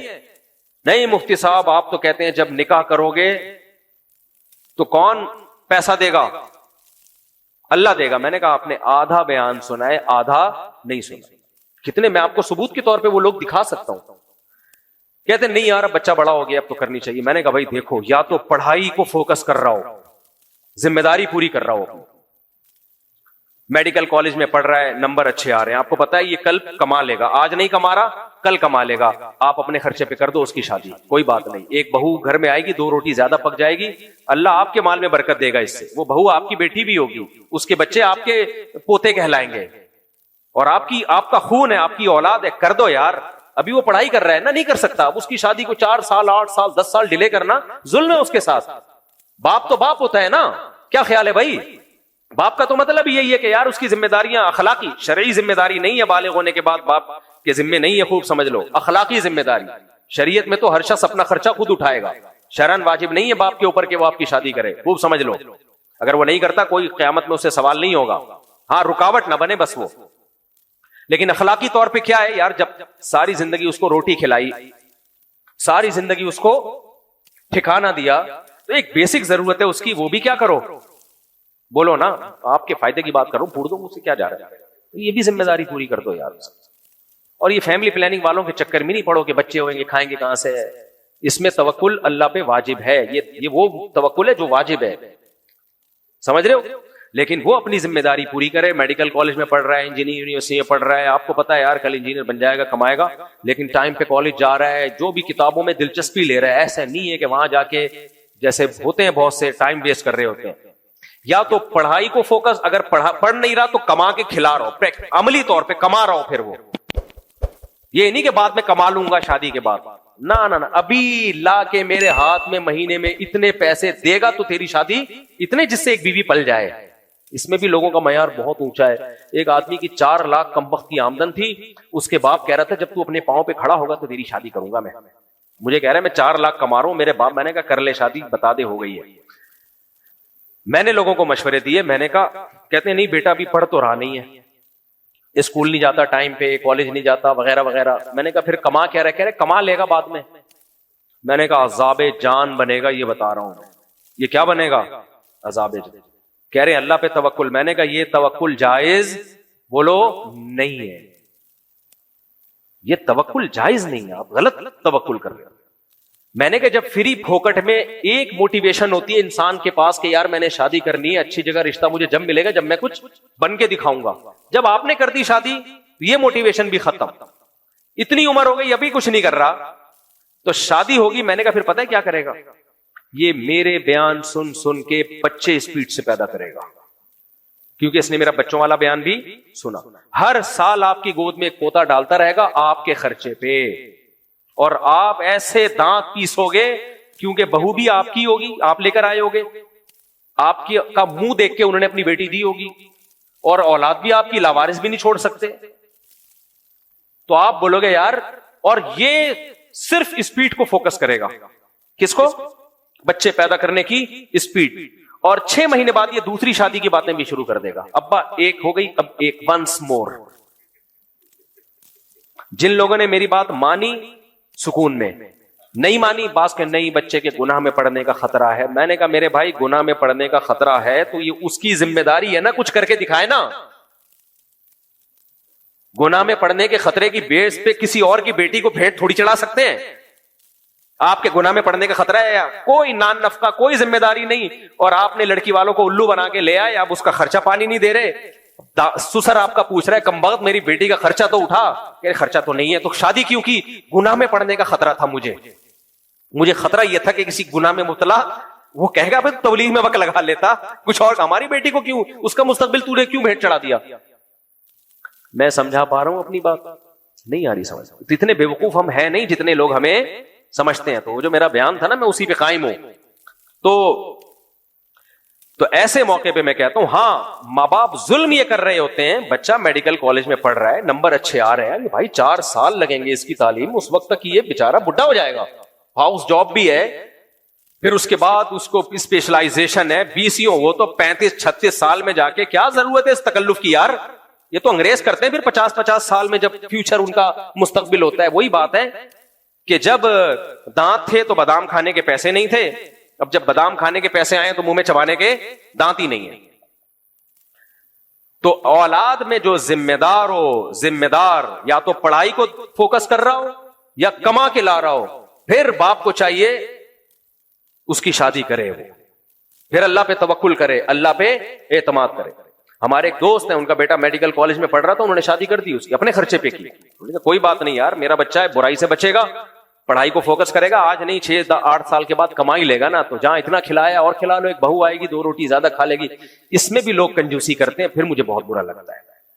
یہ کنجوسی اچھی نہیں لگتی. ہم نے رکشے ٹیکسی والوں کو دیکھا اپنے بیٹوں کی شادیاں کر دیتے ہیں، وہ توکل کر رہے ہوتے ہیں، اور ڈیفنس کے لفٹن والے 1000 گز والے کمبخت توکل نہیں کر رہے ہوتے. اس کا نقصان یہ ہوتا ہے کہ 1000 گز کے بنگلے افراد سے خالی، نہ بیٹے نہ پوتے نہ بہویں، کچھ بھی نہیں. کیونکہ بڈھوں کی تو شادی کر رہے ہوتے ہیں، جب بیٹے بڑے ہو جاتے ہیں تو خود مرنے کے قریب ہوتے ہیں، پھر پوتا آتا ہے دنیا میں. ان کا کیا فائدہ ایسے دادے کا جو 70 سال کی عمر میں ایک پوتا دیکھے. ہم تو دیکھو ابھی آپ کے سامنے جوان ہیں اور اپنے نواسوں میں گھوم رہے ہوتے ہیں. الحمدللہ، سمجھ میں آ رہی ہے بات؟ بچوں کی رونقیں الگ ہیں، نواسوں کی مجھے نانا نانا کہہ رہے ہوتے ہیں. ہاں مزہ آتا ہے. دادا کی ابھی تک رپورٹ آئی نہیں ہے، ورنہ دادا کہہ رہے ہوتے اور زیادہ مزہ آتا. یہی تو ہے یار، آدمی جوانی میں جو ہے ابھی جو پراٹھے کھانے کی عمر ہے، اس میں انسان جو ہے بچوں کی خوشیوں کو انجوائے کرے. تو جلدی سے میں مضمون سمیٹتا ہوں. تو نبی صلی اللہ علیہ وسلم نے فرمایا اجملوا فی الطلب. تو ایک بات ہمیں پتہ چلی، اسباب اختیار بہرحال کرنے ہیں. تو یہ جو ہمارے ہاں سیلابوں سے تباہی آ رہی ہے، تو تباہیوں سے بچنے کے ہمارے پاس نہ صرف یہ کہ اسباب نہیں ہے، بلکہ ڈبونے کے پورے اسباب ہیں. یہ تو اللہ نے شاید ہمارے دین کی وجہ سے تھوڑا سا بچا لیا ہو، ورنہ ہمارے پاس تو بارش کے 4 چھینٹوں کو ٹھکانے لگانے کا کوئی انتظام نہیں ہے. تو وہ جو ولاگر کمپیئر کر رہا ہے نا، وہاں کی یورپ کی ویڈیو بنا بنا کے اور یہاں کی ویڈیو بنا بنا کے کمپیئر کر رہا ہے، دیکھو وہ کرسچن ہے اور وہ غیر مسلم ہے، ان کے ہاں کوئی تباہی نہیں ہوتی، اور یہ مسلمان ہے، اسلامی ملک ہے، تباہیاں ہی تباہیاں. اور اس سے وہ اسلام کو اصل میں وہ کرنا چاہ رہا ہے کہ اسلام غلط گویا مذہب ہے. تو بھائی اسلام تو نبی نے تو بڑا بہترین پرنسپل ایک بیان کیا ہے، اجملوا فی الطلب، اسباب اختیار کرو. تو پانی، وہ کتنا ہمارے پاس ایک عظیم اسکالر ہیں جن کا یہ ہے کہ بارش آتا ہے تو پانی آتا ہے. یہی ہے نا، یہ کچھ اور ملفوظ ہے. ہمارے پاس تو ایسے ایسے لوگ ہیں جنہوں نے ہم پہ پہلے بتا کے چلے نہیں گئے، ابھی ہیں وہ، اور جائیں گے بھی نہیں، اللہ لمبی عمر دے. تو میرے نا سافٹ ویئر اپڈیٹ ہو جائے نا. تو انہوں نے ہمیں پہلے بتا دیا تھا چند سال پہلے کہ بارش آتا ہے تو پانی آتا ہے، اور بارش جب زیادہ آتا ہے تو پانی زیادہ آتا ہے. یہ ایک فیکٹ ہے، اور یہ سائنس سے ثابت شدہ ایک فیکٹ ہے. تو اس فیکٹ کے حساب سے جب بارش سندھ میں سیلاب آیا، اس کے بعد ہمیں سنبھل جانا چاہیے تھا ہمارے حکمرانوں کو. بھائی ایک دفعہ اتنی تباہی ہوئی ہے، لوگ کیسے گڑ گڑا رہے تھے کہ اللہ بچا لے، اللہ بچا لے. اللہ نے نہیں بچایا. اللہ بتانا چاہ رہا تھا کہ جن لوگوں کو تم نے مسلط کیا ہوا ہے نا اپنے اوپر، ان کو اب تو دباؤ ڈالو، اب تو باہر نکلو. ان کو بولو بھائی ایک دفعہ سندھ سیلاب میں ڈوب گیا، اب تو ڈیم بناؤ، اب تو اس کو اسٹور کرنے کا انتظام کرو. کوئی سندھ میں دھرنا ہوا اس کے بعد ہے؟ بھائی 2-2.5 سال پرانی بات ہے نا. میں تو خود گیا تھا اس سیلاب میں مدد کے لیے. کتنی تباہی ہوئی. کیا قوم سڑکوں پہ نکلی؟ کیا قوم نے حکمرانوں پہ دباؤ ڈالا کہ اگر دوبارہ ایسا سیلاب آیا نا تمہاری بوٹیاں نوچ کے کھائیں گے؟ کوئی نکلی قوم؟ چپ کیوں بیٹھے ہو بھائی؟ کچھ بھی نہیں. دوبارہ سندھ کے لوگ انتظار کر رہے ہیں. کراچی میں سیلاب آتا ہے اور گاڑیاں الٹی بہتی ہیں، بیڑا غرق ہو جاتا ہے کراچی میں جب بارشیں ہوتی ہیں. تو کراچی کی عوام نکلی روڈوں پہ، حکمرانوں کے باہر جا کے دھرنے مارے کہ دوبارہ اگر کراچی میں بارش ہوئی اور سسٹم حکومت نے نہ کیا تو ایسی کی تیسی کر دیں گے ہم تمہاری. کوئی ہوا ایسے؟ کچھ بھی نہیں ہوا. تو ہم اسباب اختیار کر رہے ہیں، بولتے کیوں نہیں؟ تو بھائی تہجد پڑھتے رہو. آپ صبح و شام کی تسبیحات پابندی سے پڑھو. آپ بغلے وغلے بھی پابندی سے صاف کیا، نیٹ کلین رہا کرو. جب بارش آئے گی تو تباہی آئے گی، ہمارا مقدر ہے. اور یاد رکھو اللہ کا اصول ہے، فطرت کبھی چینج نہیں ہوتی، نیچر کبھی چینج نہیں ہوتی. نشیبی جگہ پہ پانی کھڑا ہوگا. کوئی تہجد گزار اگر نشیبی جگہ پہ جا کے گھر بنا لے کہ میں اللہ کا ولی ہوں, یہاں پانی نہیں آئے گا, تو پانی نشیبی جگہ پہ جائے گا. شرابی اگر پہاڑی پہ گھر بنائے گا وہ بچ جائے گا, جو نیچے گھر بنائے گا وہ ڈوب جائے گا. یہ اسلام کا غلط استعمال کر رہا ہے. بھائی اللہ نے کہا اسباب اختیار کرو, تو آپ نیچے گھر کیوں بنا رہے ہو؟ بارش آئے گی تو ڈوبو گے آپ. تو یہ جو ہمارے ہاں تباہیاں آ رہی ہیں نا, یہ اسلام پہ ادھورا عمل کرنے کی وجہ سے آ رہی ہیں. ہم نے اسلام کے عبادت والے پہلو کو تو لیا ہے, اور جو ہمیں اسلام نے اسباب اختیار کرنے کا حکم دیا اس پہلو کو ہم نے نہیں لیا. ایک بات یہ میں ایک مثال دیتا ہوں. میں جو یہ 4 شادیاں چیختا چلاتا رہتا ہوں نا, میری بڑی بحثیں ہوتی تھیں. علماء کہتے تھے آج کل لوگوں کے پاس مصروفیت بہت زیادہ ہے, پیسہ بھی نہیں ہے, غربت, مہنگائی وغیرہ وغیرہ. میں ان سے ایک بات کہتا تھا, اگر اللہ ان چیزوں سے متاثر ہو کر لڑکیاں پیدا کرنا کم کر دینا تو پھر یہ بات معقول ہے. لڑکیاں تو اسی حساب سے پیدا ہو رہی ہیں جیسے پہلے پیدا ہوتی تھی. تو ان لڑکیوں کو ٹھکانے تو لگانا ہے نا. یا تو نا ہم مصروف بہت ہیں, غربت مہنگائی بہت ہے, تو خواتین کا گروتھ ریشو اللہ کم کر دے کہ آج مردوں کے پاس شادیوں کے ٹائم نہیں ہے تو لڑکیاں کم پیدا کرو. بھائی فطرت متاثر نہیں ہوتی ان سب باتوں سے. لڑکیاں کا ریشو اسی حساب سے پیدا ہوں گی جیسے ہمیشہ پیدا ہوتی چلی آ رہی ہیں, اور اس کے لیے اللہ نے ایک نظام بنایا کہ مرد زیادہ شادیاں کریں. تو اگر مرد کسی بھی وجہ سے زیادہ شادیاں چھوڑ دیں تو اللہ اگر لڑکیاں پیدا کرنا کم کر دے تو پھر تو ٹھیک ہے. اللہ تو کم نہیں کر رہا بلکہ ان کا گروتھ ریشو تو بڑھتا چلا جا رہا ہے. رپورٹ ہی ہے. اور قرب قیامت میں تو بہت عورتیں ہوں گی. تو اس کا مطلب کوئی اور حل تلاش کرو, آپ نکاح سے باز نہیں آ سکتے. آپ ایک آدمی غریب ہے, اس کے پاس پہاڑی پہ گھر بنانے کے پیسے نہیں ہیں, وہ نالے کے اندر گھر بناتا ہے, وہ جگہ سستی مل رہی ہے. لوگ اس کو آ کے کہیں گے کہ یار جب بارش آئی نا تیرا یہ سارا مکان بہ جائے گا. وہ کہے گا غریب آدمی اوپر بنا نہیں سکتا, مجبوراً نیچے بنا رہا ہوں. تو مان لو گے آپ اس کی دلیل؟ آپ بولو گے بھائی روڈ پہ سو جا, فٹ پاتھ پہ سو جا. غربت کا بہانہ بنا کے نالے کے اندر گھر بنانے کی تجھے اجازت نہیں ہے. فطرت سے کوئی جو بھی لڑے گا یاد رکھو جیتے گی کون؟ بولو فطرت. میں اس کی ایک مثال دیتا ہوں, پہلے بھی کئی دفعہ دے چکا ہوں لیکن آج کے بیان کے مناسبت سے وہ مثال آنا ضروری ہے. دیکھو مجھے ایک بات بتاؤ, ایک آدمی ایک دیوار پہ چل رہا ہے, فنٹر بننے کی کوشش کر رہا ہے, پتلی سی دیوار ہے, نیچے آگ جل رہی ہے.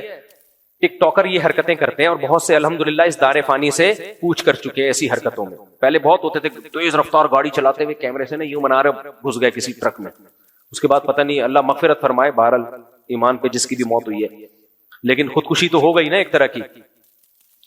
اب آپ کو ٹک ٹاک پہ ویڈیو بنانے کا شوق تھا, دیوار پہ چلنے کی کوئی خاص ٹریننگ بھی نہیں تھی آپ کی, پتلی سی دیوار تھی, نیچے آگ جل رہی ہے, یہاں سے لے کے یہاں تک آپ نے کراس کرنی ہے. آپ کو پتا اگر میں نے یہ اتنی پتلی سی دیوار جس میں نیچے آگ لگ رہی ہے اگر میں کراس کر لوں گا تو بہادری یعنی قائم ہو جائے گی, اور میرے جو سبسکرائبر ہیں ٹھکاک سے 1 ملین ہو جائیں گے. لوگ کہہ رہے ہیں کم وقت, یا تو یہ کام کرنا ہی کرنا ہے تو پہلے کسی پتلی دیوار پہ چلنے کی پریکٹس تو کر لے. ایک دم تجربہ کی بھیڑ کیوں چڑھا رہے؟ نہیں مان رہے. مفتی صاحب آئے, مولانا صاحب آئے, انہوں نے کہا اگر گر گیا خودکشی کا گناہ ہوگا, حرام موت مرے گا. سب مسلکوں کے مفتیوں نے سمجھا دیا, گرین چینل والوں نے الگ, وائٹ چینل والوں نے, تاکہ حجت تمام ہو جائے نا. اور جو یہ کہتے ہیں ہمارا سرے سے کوئی مسلک ہی نہیں ہے, حالانکہ ان کا بھی ایک مسلک ہے بھائی, اس نے بھی سمجھا دیا, ہر طرح سے سمجھا دیا. بھائی گیا اکارڈنگ ٹو اسلام تو اس آگ میں گرتے ہی کہاں جائے گا؟ جہنم میں. جہنم میں جائے گا کیونکہ خودکشی کا گناہ ہوگا. نہیں آ رہی سمجھ میں. اب چلنے لگا, دیوار بہت اونچی تھی, دیوار بہت اونچی, چلتے چلتے پاؤں گرا, اب نیچے آنا شروع. اب اس کو خیال آیا کہ میں نے علماء کی بات نہیں مانی, جہنم میں جاؤں گا تو میں توبہ کر لیتا ہوں. بیچ میں اتنا ٹائم تھا کہ اس کو توبہ کا موقع, تبھی میں نے دیوار اونچی کی ہے اس وجہ سے. اگر آپ سمجھتے ہیں کہ نہیں جتنی بھی اونچی دیوار ہو اتنا کہاں ٹائم ملے گا تو تھوڑی اور اونچی کر لو. کیا جا رہا ہے بھائی؟ مثال ہی ہے نا. لوگ نا اس پہ بھی فرضی مثالیں دے دے کے قرآن سنت سننے کے لیے آئے, ہم فرضی مثالوں کے لیے نہیں آئے. بھائی مثال ہی ہوتی ہے, یہ قرآن و سنت سمجھانے کے لیے ہی ہوتی ہے. تو دیوار تھوڑی سی کیا کر لو اور اونچی, اتنی اونچی کر لو کہ راستے میں اس کو خیال آ گیا اور توبہ کر لی اس نے.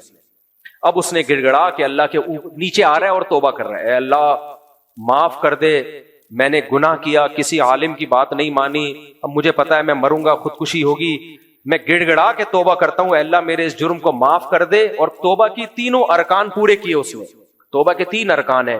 پچھلے پر ندامت کہ کاش ایسا نہ کرتا، اس وقت چھوڑ دے اس عمل کو، اور یہ نیت کرے اگر اب موقع ملا تو نہیں، اور آئندہ کا عزم کہ کبھی بھی ایسی حرکت نہیں کروں گا، اور دل سے ندامت ہوئی. گناہ معاف ہو جائے گا کہ نہیں ہو جائے گا؟ ہو جائے گا. گناہ کیا ہو جائے گا؟ بولو نا، معاف. لیکن آپ کا کیا خیال ہے، یہ عمل ریورس ہو جائے گا کہ اب نیچے جانے کے بجائے اللہ نے اس کے گناہ کو معاف کیا تو اللہ کہے فرشتوں سے اب ریورس کر دے واپس اس کو، اپنی غلطی پہ اس کو ندامت ہو گئی ہے واپس. اب وہ کہہ رہے اللہ، فرشتے نے آ کے بتایا تیرا گناہ معاف، دل میں تسلی ہو گئی. وہ کہہ رہے اللہ معاف ہوا تو واپس بھیجنا، واپس بھیجنا. اللہ بھیجے گا واپس. کوئی کروڑوں میں کوئی ایک کرامت ہو جائے تو ایک الگ بات ہے، نارملی ایسا نہیں ہوتا، نیچے جائے گا. اسی کو مولانا ابو الحسن علی ندوی نے لکھا ہے، شریعت معاف کر دیتی ہے، فطرت معاف نہیں کرتی. شریعت کے خلاف چلو گے تلافی ہو سکتی ہے، فطرت کے خلاف چلو گے تلافی کا دروازہ بند. ہم شریعت کے خلاف تو چلتے ہی ہیں مسلمان، فطرت کے خلاف بھی چلتے ہیں. فطرت کے خلاف جو چلے گا اس کی کبھی تلافی نہیں ہوگی، چاہے کتنا نیک ہو. اب یہ اتنا نیک بن گیا، ایسا ایمان کے آخری اسٹیج پہ پہنچ گئی. اس نے کہا اللہ جیسے ہی اب تو مجھے بچا لے، میں بچتے ہی تبلیغ میں 4 مہینے کے لیے نکلوں گا میں، اور اندرون ملک بیرون ملک، اندرونی گشت بیرونی گشت، سارے گشتوں کا اپنی ڈائری میں نام لکھوا رہے ہیں خود بخود ہی. خود ہی کہہ رہے ہیں ہاں بھائی بتا کتنے سال کے لیے؟ 1 سال. سب کچھ ہو جائے گا اور اللہ اجر بھی لکھ دے گا، 4 مہینے لگانے کا اجر بھی لکھے گا نیت کی وجہ سے. آگ سے نہیں بچے گا، نیچے گرے گا، چیخیں نکلیں گی، اور تکا کباب بن کے جب آگ بجھے گی تو جو اس کی حالت ہو. اس سے کیا پتا چلتا ہے بھائی، شریعت معاف کر دیتی ہے، فطرت معاف نہیں کرتی. اب سمجھ میں آیا 1 سال کا بچانا کیوں ضروری ہے؟ جاب لیس ہو سکتے ہو بھائی، کوئی مسائل ہو سکتے ہیں، تو اگر آپ نے نہیں کیا، پہلے سے انتظام نہیں کیا تو نہیں کا مطلب جب پیسے نہیں ہوتے تو نہیں ہوتے پیسے. ایسا نہیں ہوگا اوپر سے غیب سے نوٹ برسنا شروع ہو جائیں گے، یا لوگ آپ کو ہدیے دے کے جانا شروع ہو جائیں گے. تو آپ نے اپنا کام پورا کرنا ہے. وہ توکل جس میں انسان دوسروں کے، دیکھو قرآن سے بھی یہ ثابت ہے. عرب لوگ جب حج کے لیے جایا کرتے تھے نا زمانے جاہلیت میں، تو زیادہ راہ لے کے نہیں جاتے تھے. اب کوئی پہلے حج کے سفر 6 8 10 مہینے کے ہوتے تھے، سال کے ہوتے تھے. تو وہ کہتے تھے بھائی ہم اللہ کے مہمان ہیں نا، تو کھلانے والا کون ہے؟ بولو نا، اللہ. پلانے والا کون ہے؟ اللہ. تو ہم جب اللہ کے مہمان ہیں تو عقلی دلائل بھی کہ جب کسی کے یہاں مہمان بن کے جاؤ تو کیا ٹفن ساتھ لے کے جاتے ہو؟ یہ نہیں دیکھ رہے کہ اللہ نے وہاں تمہیں کوفتے کھلانے کے لیے نہیں بلایا، اپنے گھر کی زیارت کے لیے بلایا ہے. عام مہمان تو تمہیں بلاتا ہی کھلانے کے لیے ہے نا، وہاں ٹفن لے کے جانا بے اکرامی ہے. یہاں تمہیں مہمان ہو، لیکن کس بات کے مہمان ہو؟ اللہ تمہیں پکوڑے سموسے کھلانے کے لیے تھوڑی بلا رہے وہاں پہ. اللہ کہہ رہے حج کے لیے میرے گھر کا طواف کرو. لیکن وہ اپنی لاجک بنائی بھی تھی انہوں نے کہ جی ہم اللہ کے گھر جا رہے ہیں، اس موقع پہ بھی اگر اللہ پہ ہم اعتماد اور توکل نہ کریں تو پھر کیا مطلب ہوا؟ تو جو پیسے لے کے جاتا، ٹفن لے کے جاتا، بہت برا سمجھا جاتا. بے اس کو دیکھ، اللہ پہ توکل نہیں ہے، اللہ پہ اعتماد نہیں ہے. تو جب اسلام دنیا میں، اچھا پھر کرتے کیا تھے؟ کچھ تو ہے ہی نہیں. پھر کبھی اس کی جیب پہ نظر رکھ رہے ہیں، شاید یہ حاجی جیب سے کچھ نکالے گا تو شاید 2 4 کھجوریں مجھے بھی دے دے. اگر کسی کو دے دی نا تو کیا کنڈیشن ہوتی ہوگی؟ دیکھا اللہ پہ توکل کا نتیجہ، دیکھا غیب سے کھجوریں آئی ہیں، غیب سے. صحیح ہے نا؟ تو جس کو آ جاتی تھی، عرب میں سخاوت تو تھی، وہ تو کہتا اللہ پہ توکل، اور جس کو نہیں آتی وہ کہتا ہوگا اللہ پہ توکل کامل نہیں ہے. پھر وہ وہاں جا کے بھیک مانگتا تھا کہ بھائی صاحب کو 50 روپے مل جائیں گے، 2 وقت کا کھانا نہیں کھایا، طواف ہی نہیں ہو رہا بھائی صاحب. پھر دوسروں کی جیبوں پہ نظر، خوش آمدیں، یہ سب چیزیں. تو قرآن کے الفاظ کتنے خاندانی ہیں. جب اسلام آیا، حج کا حکم آیا، اللہ نے فرمایا وَتَزَوَّدُوا، حج پہ جاتے وقت زیادہ راہ لیا کرو. آنے جانے کا پورا انتظام حضرات فقہا نے کیسا ایکسپلین کیا. فرمایا حج پہ جانے کے لیے ضروری ہے آنے جانے کا خرچہ، وہاں رہنے کا خرچہ، کھانے کا خرچہ، اور اس دوران گھر میں کیا چھوڑ کے جا رہا ہے، گھر والوں کو کہاں سے کھلائے گا، اس کا بھی خرچہ ارینج کر کے جائے گا. یہ اگر نہیں کر سکتا تو اس پہ حج فرض نہیں ہے، بلکہ اس کے لیے حج پہ جانا جائز نہیں ہے. 2 مہینے کے لیے جا رہا ہے، 1 سال کے لیے جا رہا ہے، پیچھے گھر والوں کو کیا دے کے جا رہا ہے؟ ان کو بھی سکھایا ہوا اللہ میں اللہ کے لیے جا رہا ہوں، تو نہ ان کا بھی انتظام کر کے جائے گا. میں سمجھا پا رہا ہوں اپنی بات؟ ہاں. اب مادہ پرست میں اور پھر مسلمان میں کیا فرق ہو گیا؟ مادہ پرست بھی اسباب اختیار کرتا ہے، مسلمان بھی اسباب اختیار کرتا ہے، تو پھر توکل کہاں گیا؟ توکل کا مطلب کیا ہوا؟ تو وہ حدیث میں ہے اجملو، اجملو، اعتدال. اسباب میں کیا کرنا ہے؟ اعتدال. وتوکلوا علیہ. اعتدال کا مطلب کیا ہے؟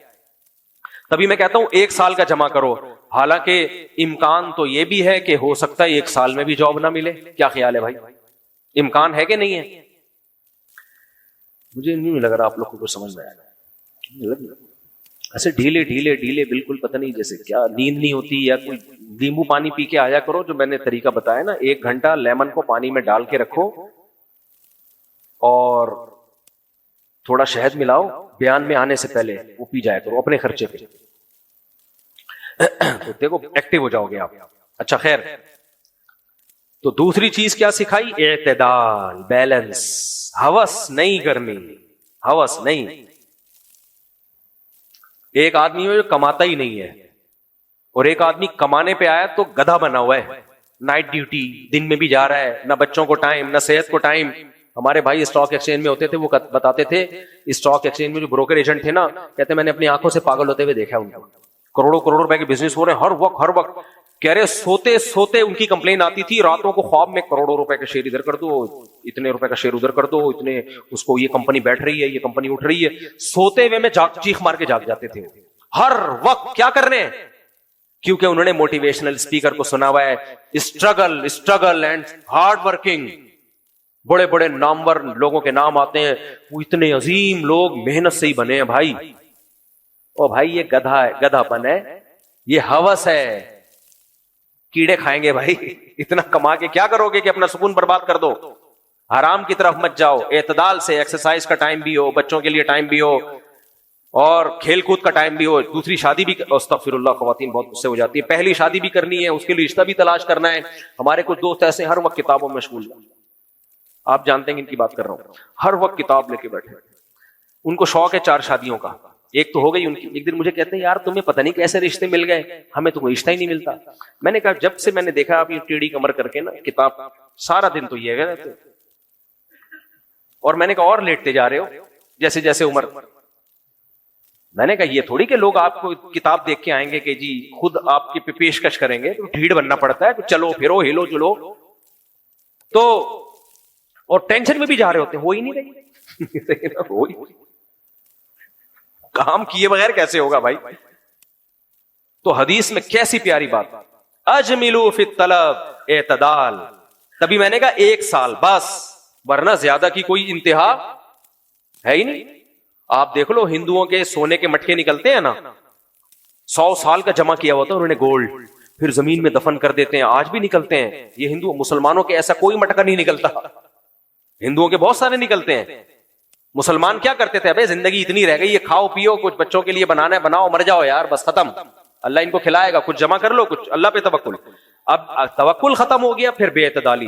سونا، اب آپ نے 1 سال کا جمع کر دیا سونا، نہیں آپ جمع کرتے جا رہے مٹکے بھر بھر کے، پھر ہر وقت فکر کہ یار یہ آپ بڈھے ہو گئے، پاؤں قبر میں لٹک رہے ہیں اور مر جاتے ہیں، وہ استعمال نہیں ہوتا. بحریہ ٹاؤن میں پلاٹ لے لے کے ڈالے جا رہے ہیں. بس کرے یار، کوئی لمٹ تو بنانا ہے یار، تو بیٹھ کے نہیں، کوئی لمٹ نہیں ہے. یہ بے اعتدالی ہے. یہ کیا ہے؟ تو نہ ایسا توکل کرنا ہے کہ جمع ہی نہیں کرنا، نہ ایسا بے اعتدالی کہ جمع کر کر کے گنتے رہنا ہے. ہاں کچھ لوگ ایسے ہوتے ہیں جو بہت اعلیٰ درجے کا توکل ہوتا ہے، وہ 1 دن کا بھی نہیں رکھتے، جیسے نبی صلی اللہ علیہ وسلم. لیکن علماء کہتے ہیں اس زمانے میں یہ توکل ہمارے لیے جائز نہیں ہے، کیونکہ آپ کی ازواج میں بھی بہت زیادہ توکل تھا. وہ پھر ایک یوں سمجھیں کہ ایک استثنائی صورت ہے، وہ ہر ایک کے لیے نہیں ہے، وہ میرے اور آپ کے لیے نہیں ہے، وہ ایک استثنائی صورت ہے. کچھ چیزیں پیغمبر کے ساتھ خاص تھیں، یہ بعض اعلیٰ درجے کے صحابہ جو بہت اونچا ایمان تھا ان کے ساتھ خاص تھا. تو اس شریعت کا اصول نہیں ہے. میں تو مفتی ہوں نا، تو میرا کام ہے اصول بیان کرنا. سمجھ رہے ہو کہ نہیں سمجھ رہے؟ اصول یہی ہے بھائی، جمع اتنا کرنا ہے جمع.